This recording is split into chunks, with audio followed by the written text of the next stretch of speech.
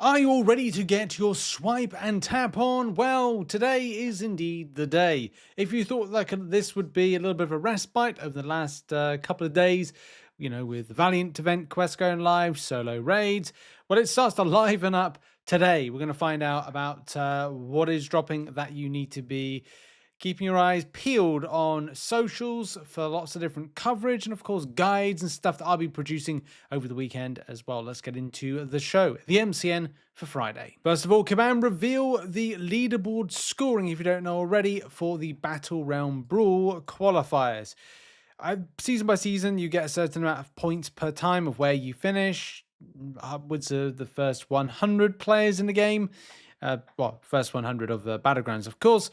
And yes, top 8 summoners from, it says at the end of season 31, both of the season scores will be combined. So if you get a good season, I don't know, you finish third, like season 3, and then finish first the next season, whatever it is, then that's 1,250 points.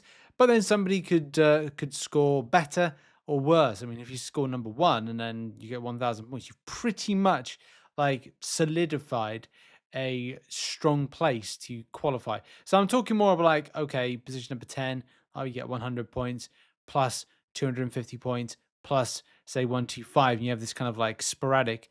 This is how you'll kind of look to get a good position overall. However, that's how it works.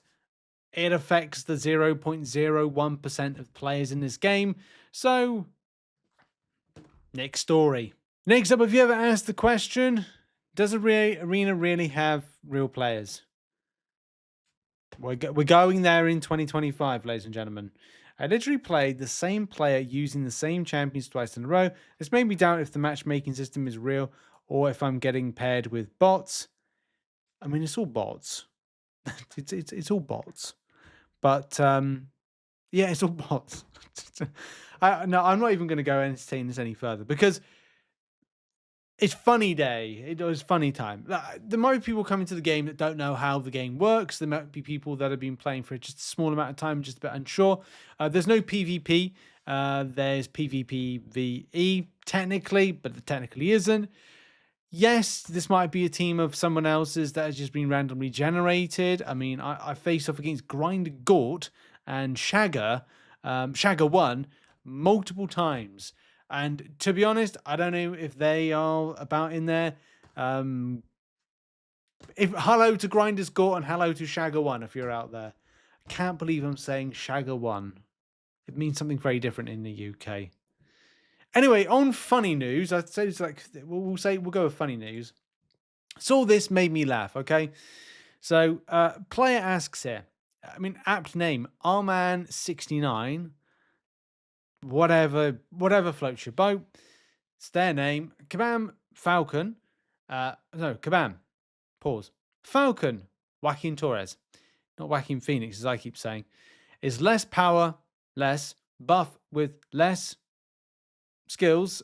I got him in 7-star Titan Crystal, and I feel very sad because very hard work after collected Titan Crystal and got powerless, buff, less 7-star. My suggestion is please give buff to this Falcon. I'm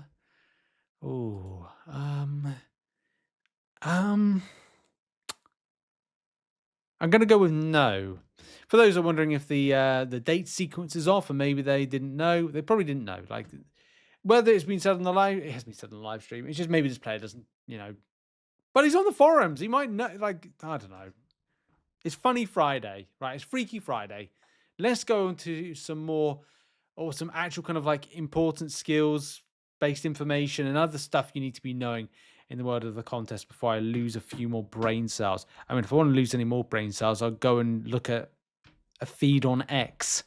So back onto the important elements of the right champions to use. I think a lot of people have been interested with different champions, like to using Valiant. And my guide at the moment is nearing completion. I'm working my way through doing a guide as I go. I'm not enjoying it as much, and I think it's because it just goes back to too much like version 3. It's just a bit grindy. To be honest, really bad AI this month. I mean, it's generally bad, but this month is really bad. Some really bad inputs as well. So there's some stuff that Kabam need to work on. I mean, we still haven't heard back about what's happening with the AI and MCOC. That's at the start of the year, for God's sake. You know, and it was like, it's going to come up to over 9 months since Kabam Crash said that AI was recovering too fast. And we all were there. We seen the video. I did the coverage. I don't know where we are. But anyway, we soldier on, we get on with it, and we get it done, even though, you know, it's the state of the game. So if you're looking for options to use against Magneto, my favorite is Jack-O-Lantern. Shout out to some people on X that kind of recommended my video. Thank you very much for seeing that. Zola, people are recommending Zola. I think some people have said about Bastion as well with that one. It's a bit difficult because you have to require to have damaging debuffs. Maybe a tech-based champion. In Valiant, it's difficult because you specifically have to use a tech-based champion, right?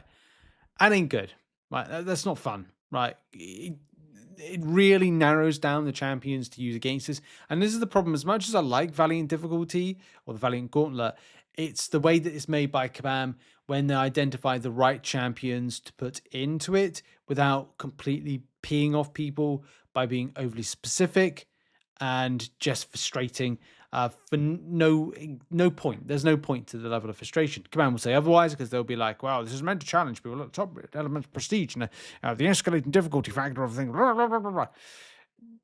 You're stripping out the fun, Kabam. Like, this is what it was meant to be. Yeah, and I'd say this being #metal isn't remotely a deal breaker since a lot of the techs ignore the ability action reduction from magnetism, aka the only part you really care about when fighting Magneto. Yeah, like Shuri, like I did use Shuri. I haven't used Arcade. Zola, of course. Jack is low and slow, but that's kind of important for the Paragon Gauntlet. Something to stress is that when like my coverage and the Paragon Gauntlet is very different because I have to approach it from having to use specific champions and keep them for the rest of the fight without having to use choice nodes. Like in the quest, I can't use choice nodes. So I'm very rooted, no pun intended, to the champions that I have to use. And that's why Jack-O-Lantern had to facilitate the 3 fights in that. So that's why that was I chose that one because it bypasses the protection elements of it. So you could use those particular champions. Yeah, Zola being one of the top recommended option. And someone's only used Okoye. How's that? Anyway, well done. Maybe that's more for like the questing elsewhere side of things. Yondu as well. Yondu is as an option that was not considered. And yeah, okay. Those are some options. And Bastion, of course. Yeah, excellent. Lady Deathstrike, not sure about that. Maybe that, not sure. Like, not if I haven't tested it, I'm not sure on it. Maybe I used it, maybe I didn't. Anyway, next story. Who did you use? Put it in the comments. Okay, on to an interesting take right now, and that is about the Deathless versus the Eidols champions. Half the last year of the Deathless champions, a lot of hard work went in, not just by me, many other players as well, to get Deathless champions. I'm very happy that I got all of the Deathless 7 stars, and I'll give myself a pat on the back. I stuck at it. I didn't get annoyed or frustrated by it, and even did content that I didn't really want to do, or do Battlegrounds at the time where I just was not vibing with Battlegrounds at all. But like many things, when it comes to MCOC, you suck it up, you get on with it, and fair play, right? Definitely seen this kind of discussion around here. Like Hurricane says, the Deathless pieces were given out for completing hard content. A lot of the pieces were given out in the same way as now, finished Battlegrounds, War Showcase, blah, blah, blah. But a lot of the Deathless pieces were given through the seasonal pain quests. These were super fun to do, except that Absman, oh god, don't. And people felt a sense of accomplishment beating them. Now the pieces are locked away behind top wall placements, top arena placements, and stuff like that, which isn't accessible to 99.9% of the player base. There's always pros and cons to this. I do like the idea of something very exclusive to obtain, but it is like it's FOMO, like to dialed up to 11. You know, it's not just 10, it's 11. The 11 being the overly competitive elements of it, like to get some of the idol stuff. It at least creates some rarity for people to achieve, but man, having this kind of level of FOMO, to me personally, looking at it and comparing it with other games, it's reserved for like competitive scene. Like if you went to a, I don't know, Mortal Kombat tournament and there was an exclusive skin or Call of Duty or whatever game, but you had to either be a competitor within it or there to get something that was exclusive to it. Like, I don't know, a rare 2-star champion that you had to be in attendance at New York Comic Con to get. Or it's like, it's a 7-star version of something that, like, Metal Sonic Dude, right? Metal Sonic Dude won in 2019, whatever it was, competition for the swipey tap tap thing. Can't remember. I was there. I can't remember. But again, that's like an example of whilst he was there, I think it was did he ask for a Guillotine 2099 as a 7-star? But I'm not using that as an example. I'm saying that if there was something exclusive, something like it was these rare champions, but you could only achieve them by literally going to an actual physical competition, like the Battlerealm Brawl, you get to choose a 7-star, maybe idol champion, and that's what that's all about. But this scene is very different because you can pay to get it. So definitely see the pain points with people and how they strip it out. This is one of the 2-parter. Deathless Champ Chase was fun because we knew we get a bonus champ at the end, Thanos, and we know these heroes. The Idol Chase is not the same because I don't think anyone has the same emotional connection to any of these. To be honest, honestly, they're quite forgettable. But maybe that's quite forgettable because I can't actually achieve them. 6-star versions, yes. But do I care about 6 stars? No, I don't at the moment. It's me. Marvel History is a lot of fans prior to being Deathless champs. So, yeah. Piece of Record Eidols and the majoring just can't collect.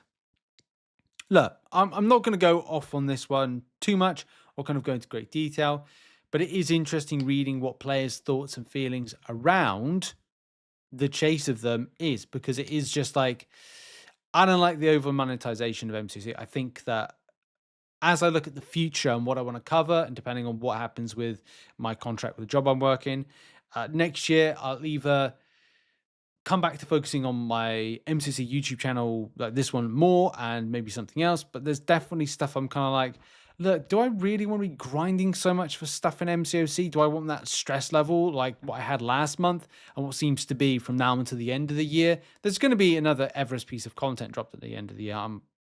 Don't doubt that. But anyway, what's everyone's thoughts on this? And I mean, here's a good point. Hey, it might be fun to have a year-long chase to obtain Deathless Champions 2024. In 2025, people seem to be really enjoying that chase. What if we still make them chase, but also make them spend on the chase? Brilliant. Basically, I'm just ignoring the idols. Too much squeezing these days. Whatever you feel about it, of course, put it in the comments and go to the thread in the link in the description. So we're going to wrap up the show today with what is new stuff dropping into the game. No, it's not happening. Yeah, I woke up this morning and found out that the MCN was prepped, all was in, but not all was well with the world, because at 3 a.m. UK time this morning, and I'm not staying up for these things, so I was awoken too, due to a variety of reasons, the teams decided to postpone the launch of Statcast Relics from tomorrow, August 8th, so today, to next week. This includes the Alliance event and solo objectives. As of now, we're currently targeting August 13th to coincide with the official launch of the Rebirth event. August 13th is the Wednesday, and that means that it's a very hectic day. Like, we've got Crucible dropping, we've got mini Crucible dropping, there's some other stuff dropping as well. Like, it's going to be a bit relentless, but that's... So if you want a bit of a respite and we've got Battlegrounds dropping as well, the new season.